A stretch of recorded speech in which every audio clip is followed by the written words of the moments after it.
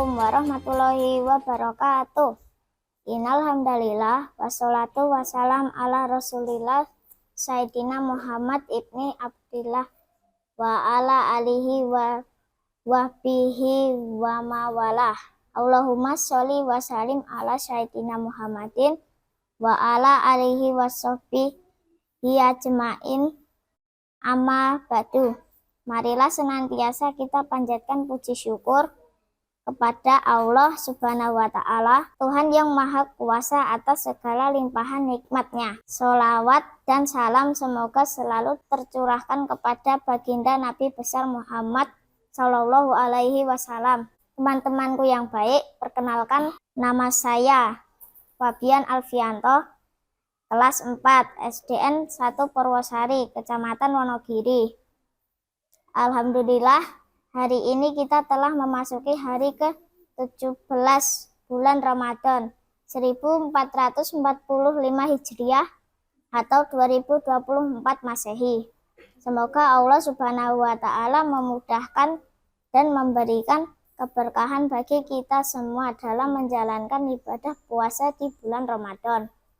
Teman-teman, kali ini saya akan menyampaikan kisah keteladanan Nabi Daud alaihi salam.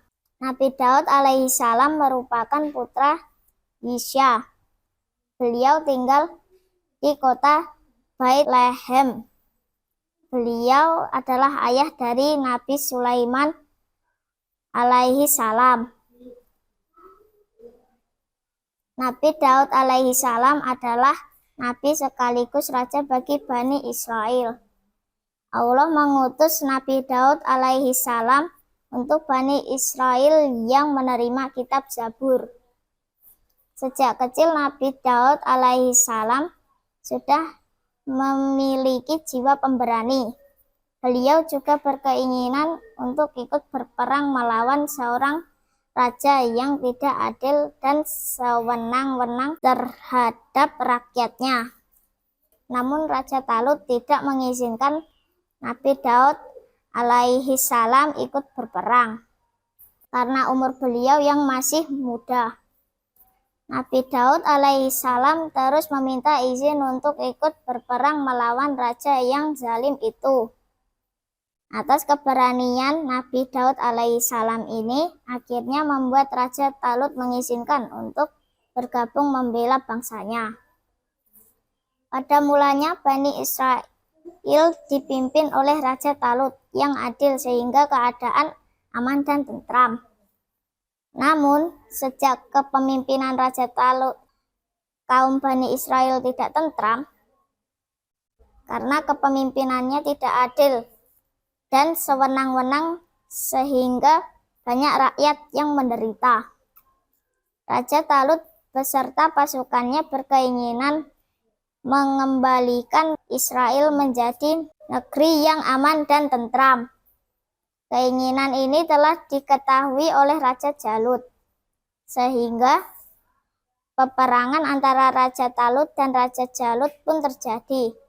Nabi Daud alaihi salam ikut berperang dengan gagah berani demi membela rakyatnya serta Raja Talut yang adil dan bijaksana.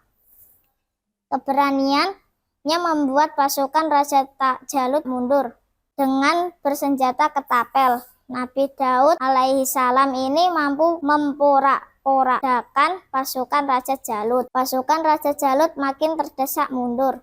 Raja Jalut pun mengetahui akan terjadi kekalahan. Akhirnya Raja Jalut menantang 1 lawan 1. Namun pasukan Raja Jalut tidak satu pun yang berani. Mereka sangat takut dengan keperkasaan dan keberanian Nabi Daud alaihi salam. Akhirnya Jalut pun maju menantang Nabi Daud alaihi salam. Dengan geram, Jalut ingin segera mengalahkan Nabi Daud alaihi salam. Jalut pun menyerang Nabi Daud alaihi salam dengan cepat. Namun kegesitan Nabi Daud alaihi salam membuat serangannya tidak mengenai sasaran. Nabi Daud alaihi salam segera membalas serangan dengan melepaskan ketapel. yang telah siap di tangannya. Serangan ketapel ini tepat mengenai sasaran di kening Raja Jalut, sehingga tersungkur dan tak lama kemudian ia mati. Setelah terjadi peperangan tersebut, kehadiran Nabi Daud alaihissalam sangat diperhitungkan. Tak lama kemudian, Raja Talut menyerahkan kekuasaannya kepada Nabi Daud alaihissalam. Bersamaan dengan itu, Allah Subhanahu wa Ta'ala juga mengutus Nabi Daud alaihissalam untuk menjadi seorang rasul. Allah memberikan kitab suci Zabur untuk disampaikan kepada Bani Israel. Selama kepemimpinan Nabi Daud alaihissalam, beliau selalu bersikap adil, terutama dalam mengambil keputusan dan selalu bijaksana dalam menghadapi permasalahan kaumnya. Nabi Daud alaihissalam menjadi pemimpin yang dicintai rakyatnya, pemimpin yang diteladani rakyatnya, serta menjadi idola bagi kaumnya.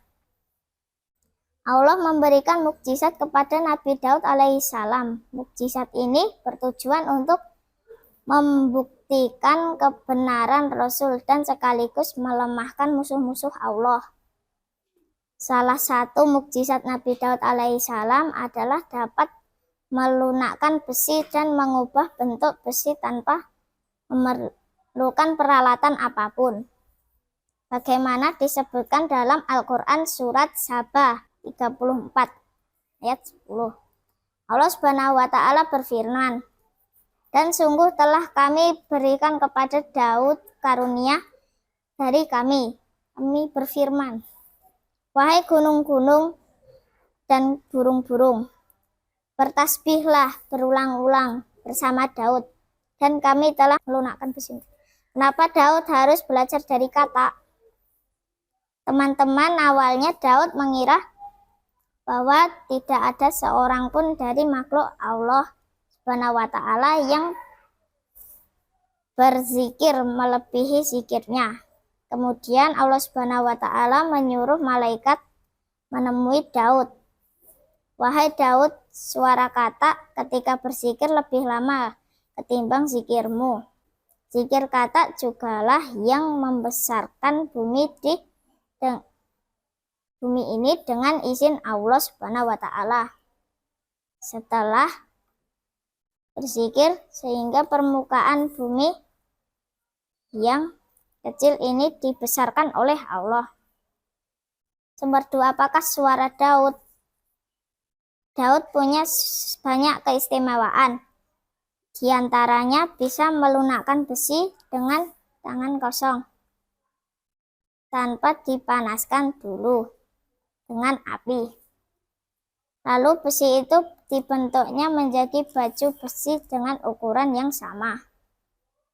Selain itu, Daud juga mengerti bahasa burung dan memiliki suara yang paling merdu dari semua suara umat manusia. Ketika mendengar Daud melantunkan ayat kitab Zabur, semua yang mendengarkannya ikut takjub. Manusia dan jin yang sakit menjadi sembuh. Burung-burung terbang mendekat, angin menjadi tenang. Gunung serta burung pun ikut bertasbih kepada Allah Subhanahu wa Ta'ala. Daud kian istimewa karena Daud dikaruniai ilmu pengetahuan dan kepandaian untuk mengadili suatu perkara secara bijaksana. Selain sebagai nabi, Daud juga memiliki kerajaan yang sangat kuat. Setelah Daud wafat, kerajaan itu kemudian diwariskan kepada putranya Sulaiman. Ada apa dengan hari Sabtu? Daud menyuruh para Bani Israel untuk melakukan ibadah khusus pada hari Sabtu. Selama hari Sabtu, kaumnya tidak boleh berdagang, menangkap ikan, atau melakukan pekerjaan lainnya. Namun di desa Ailat, di tepi Laut Merah, ada sekelompok nelayan yang menangkap ikan pada hari Sabtu.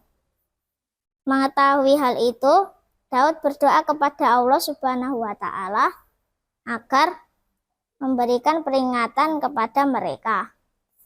doa itu dikabulkan oleh Allah Subhanahu wa Ta'ala. Lalu terjadilah gempa bumi dahsyat yang membinasakan penduduk Ailat yang membangkang serta mengabaikan ibadah pada hari Sabtu. Demikian teman-teman akhir kisah Nabi Daud. Hikmah yang dapat kita petik dari kisah ini antara lain: 1. Keberanian dan sifat rendah hati dari Nabi Daud melawan Raja Talut yang bertubuh besar patut menjadi teladan. 2. Bahkan Nabi Daud begitu terkenal dengan ibadah puasanya. Sampai hari ini banyak Muslim meniru Nabi Daud. Hal ini membuat Nabi Daud menjadi semakin dekat kepada Allah Subhanahu wa Ta'ala. 1 hari puasa dan 1 hari tidak. Hal ini dilakukan dari waktu ke waktu. Assalamualaikum warahmatullahi wabarakatuh.